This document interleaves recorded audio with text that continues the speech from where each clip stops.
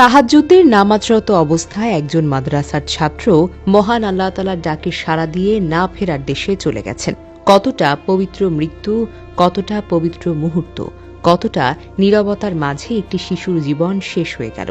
এমন ঘটনা খুব একটা বেশি দেখা যায় না। নাম তার আকরাম হোসেন, বয়স মাত্র ১২ বছর। লক্ষ্মীপুর জেলার কমলনগর উপজেলার ফারুক হোসেনের সন্তান। লেখাপড়া করত নোয়াখালীর চাটখিলের বিষ্ণুরামপুর নুরানি হাফিজিয়া মাদ্রাসার হেফজ বিভাগে। ইতোমধ্যেই ১৬ পারা কুরআনের হাফিজ সম্পন্ন করেছেন। যত মিষ্টি কণ্ঠে তিলাওয়াত, তত নরম ছিল তার আচরণ। শুক্রবার গভীর রাত, সময় তখন ৪টা। চারপাশ নিস্তব্ধ, শুধু তাহাজ্জুদের নামাজে দাঁড়িয়ে থাকা ছোট ছোট মুখ।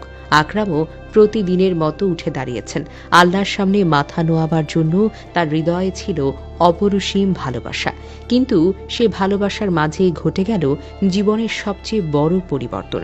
ভিডিওতে দেখা যায় মাদ্রাসার একটি শান্ত কক্ষে কয়েকজন শিক্ষার্থী তাহাজ্জুদের নামাজ আদায় করছে। মাটিতে পাতানো জায়নামাজ, চারিদিকে নিঃশব্দতা। হঠাৎ দেখা গেল এক কিশোর সিজদা থেকে মাথা তুলে দাঁড়াবার চেষ্টা করল, কিন্তু তার শরীরটা যেন আর সাপোর্ট করল না, দুলছিল। হঠাৎ করেই মাথা ঘুরে গেল সামনে। তার পাশে থাকা ছাত্ররা চমকে উঠে দৌড় দিল। একজন তাকে কোলে তুলে ধরে ডাকল, আকরাম ভাই, চোখ খোলো, শ্বাস নাও। কিন্তু তখন সবকিছু থেমে গেছে, কারণ ততক্ষণে আকরাম শেষ নিঃশ্বাস ছেড়ে দিয়েছে। এই দৃশ্য সামাজিক মাধ্যমে ছড়িয়ে পড়তে হাজারো মানুষ কান্নায় ভেঙে পড়ে। একটি তাজা ফুল, একটি অবুঝ হাসি, একটি মা বাবার স্বপ্ন এক মুহূর্তেই ঝরে গেল। তবু মাদ্রাসার ছাত্ররা তাকে দ্রুত উপজেলা স্বাস্থ্য কমপ্লেক্সে নিয়ে গেছেন। কিন্তু হাসপাতালের পথেই তার হৃদস্পন্দন থেমে যায়। ডাক্তার শুধু মাথা নিচু করে বলতে পেরেছেন, ছেলেটি আর নেই। শনিবার সকালে জানাজা শেষে তার ছোট্ট দেহটি পারিবারিক কবরস্থানে দাফন করা হয়। ইসলামে বলা হয়েছে যে ইবাদতের অবস্থায় মৃত্যুবরণ করে তিনি হলেন সৌভাগ্যবান।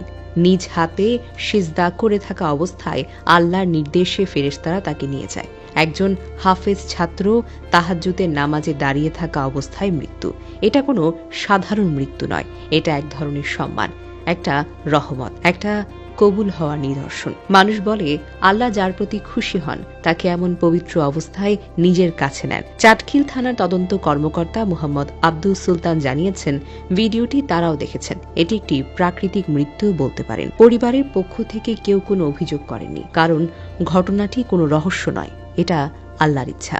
আকরামের বাবা মা আজ শোকে ভেঙে পড়েছেন। একটি ১২ বছরের শিশুকে দাফন করা এই পৃথিবীর সবচাইতে কঠিন কাজ। হে আল্লাহ, তাদের অন্তরে ধৈর্য দাও, তাদের বুকের ব্যথা হালকা করে দাও। এই শোক যেন ঈমানের শক্তিকে সহ্য করতে পারে। আমরা জানি না কাকে আল্লাহ তাআলা কখন ডাকবেন, কিন্তু কিছু মৃত্যু থাকে যা আমাদের ঈমানকে নাড়িয়ে দেয়। আকরাম চলে গেছে, তার মৃত্যুর দৃশ্য, তার পবিত্রতা, তার শেষ সিজদা আমাদের মনে করিয়ে দেয় আল্লাহ যাকে ভালোবাসেন তাকে কখনো অপমানজনক মৃত্যু দিতে পারে না। হে আল্লাহ, হাফেজ আকরামের সমগ্র আমল তুমি কবুল করো, তার কবরকে আলোকিত করো, তার পরিবারকে ধৈর্য দাও এবং আমাদের সবাইকে মৃত্যুর জন্য প্রস্তুত থাকার তৌফিক দান করো। আমিন।